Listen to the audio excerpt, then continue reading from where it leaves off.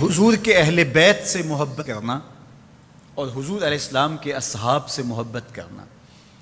ان دونوں کا سبق دیا گیا ہے، ان دونوں کا درس دیا گیا ہے، اور ان کے آپس کے جو معاملات ہیں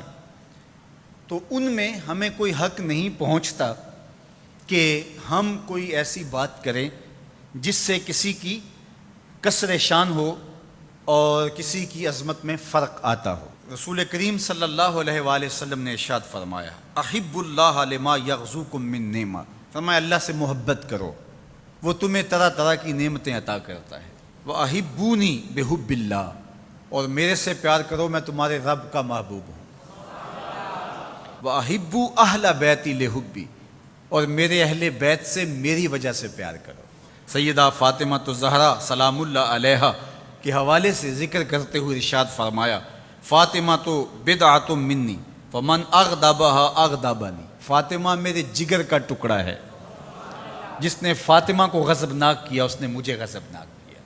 تکلیف نہ دینا، اذیت نہ پہنچانا، تمہارا طرز زندگی، تمہارا لہجہ، تمہاری گفتگو،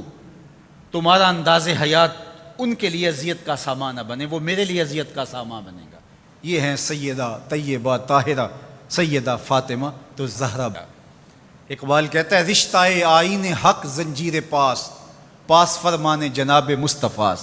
ورنہ گردے تربتش گردید میں سجدہ برخا کے اوپاشید میں۔ فاطمہ جو کام تو نے کر دکھایا ہے، اگر شریعت کی زنجیریں میرے پاؤں میں نہ ہوتی اور تیرے بابا کا حکم کہ اللہ کے علاوہ کسی اور کو سجدہ جائز نہیں،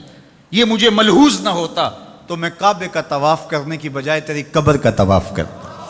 اور کعبے کی طرف سجدہ کرنے کی بجائے تیری قبر کی طرف رخ کر کے سجدہ کرتا، اس لیے کہ جو کام تو نے کر دکھایا ہے وہ تو نے ہی کر دکھایا ہے۔ نبی کے گھر کی ہے عظمت، نبی سے سنتے ہیں، علی کے گھر کی ہے عزت، علی سے سنتے ہیں، وہ جس نے معزز کیا گھرانے کو، حسین پال کے جس نے دیا زمانے کو۔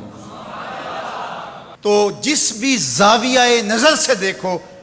تو وہ انوکھی اور نرالی شان کی مالکہ ہیں۔ اللہ اکبر۔ حضرت ابو درداء رضی اللہ تعالیٰ عنہ فرماتے ہیں، کنت جالسا عند النبی صلی اللہ علیہ وآلہ وسلم، ہم حضور کی خدمت میں بیٹھے ہوئے تھے، ابو بکر رضی اللہ تعالیٰ عنہ یوں تشریف لائے کہ انہوں نے اپنی چادر کو ایک سمت سے پکڑا ہوا تھا۔ اب جب یہ آ رہے تھے تو حضور نے ارشاد فرمایا، یہ کسی سے بحث کر کے الجھ کے اس کا کوئی مسئلہ ہو گیا، یہ آ رہا ہے، تو کہا حضور میرا معاملہ یہ ہوا کہ حضرت عمر سے میری شکر رنجی ہو گئی اور میرے سے کوئی ایسی بات نکل گئی زبان سے کہ میں نے بعد میں سوچا کہ نہیں کہنی چاہیے تھی، میں نے معذرت کی لیکن انہوں نے میری معذرت قبول نہیں کی، تو میں وہاں سے اٹھا اور آپ کے پاس آ گیا۔ فقال یغفر اللہ لک یا ابا بکر ثلاثا، حضور نے فرمایا ابو بکر اللہ تجھے معاف کرے، یہ بات حضور نے 3 مرتبہ کہی۔ ثم ان عمر ندم، اچھا یہ تو کہہ کے حضور کی خدمت میں آ گئے، پھر حضرت عمر نے سوچا کہ ابو بکر ہیں اور جلیل القدر صحابی ہیں،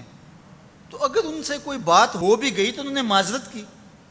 تو میں معذرت قبول نہیں کی، تو انہیں بھی احساس ہوا۔ اب حضرت عمر ان کے گھر گئے، حضرت ابو بکر رضی اللہ تعالیٰ عنہ کے پوچھا کہاں ہے، کہا وہ تو یہاں نہیں ہے، سمجھے کہ وہیں ہوں گے، تو وہ بھی پیچھے آ گئے۔ فسلم، اور انہوں نے بھی آ کے سلام پیش کیا، حضور کے چہرے پہ جلال تھا۔ حضرت ابو بکر رضی اللہ تعالیٰ عنہ پریشان ہو گئے کہ حضرت عمر رضی اللہ تعالیٰ عنہ پہ کوئی عتاب نازل نہ ہو جائے، تو ان کے دل میں نرمی پیدا ہوئی، انہوں نے خود اپنی پنڈلیاں بچھا کے گھٹنوں کے بل کھڑے ہو کر کے ہاتھ جوڑ کے بندہ نواز کی بارگاہ میں عرض کیا، حضور میں نے ہی ان سے کچھ کہا تھا، تو 2 مرتبہ حضور کی خدمت میں انہوں نے عرض کی۔ حضور صحابہ سے مخاطب ہوئے، ان میں حضرت عمر بھی تھے، فرمایا میرے اللہ نے مجھے حق کے ساتھ مبعوث کیا، جب میں نے دین کا پیغام تمہیں دیا تو کوئی دلیل مانگنے لگا، کوئی انکار کرنے لگا، لیکن یہ ابو بکر تھے، جب میں نے ان کو کہا کہ میں اللہ کا رسول ہوں تو انہوں نے کہا جانو دل سے مانتا ہوں، انہوں نے کوئی دلیل بھی نہیں مانگی، فوراً تسلیم کر لیا۔ پھر حضور نے فرمایا اس سے اگر کچھ ہو بھی جائے، کوئی سخت جملہ نکل بھی جائے تو تم میری وجہ سے اسے چھوڑ نہیں سکتے، اس لیے کہ ابو بکر وہ ہیں کہ جب کسی نے نہیں مانا تھا اس نے اس وقت مجھے مانا تھا، اور نہ مال دیکھا، نہ جان دیکھی، نہ اولاد دیکھی، سب کچھ قربان کر دیا، تو آج اگر کوئی جملہ سخت زبان سے نکل گیا ہے تو میری وجہ سے بھلا تم اس کو چھوڑ نہیں سکتے ہو؟ تو میرے اور آپ کے آقا و مولا نے اہل بیت کے بارے میں بھی کہا کہ میری وجہ سے ان سے محبت کرو، اور اصحاب رسول کے حوالے سے بھی کہا کہ میری وجہ سے ان کے معاملوں سے صرف نظر کرو۔ تو صاحب کبھی بھی اپنے آپ کو ان ذوات اور ان ہستیوں کے مابین ہونے والے مشاجرات میں منصف بنا کر کے ترازو گاڑ کے نہ بیٹھ جانا، بلکہ دونوں کی عظمتوں کو سلام کرنا۔ ہم کہیں گے صحابہ آپ کو بھی ہمارا سلام، اہل بیت آپ کو بھی ہمارا سلام۔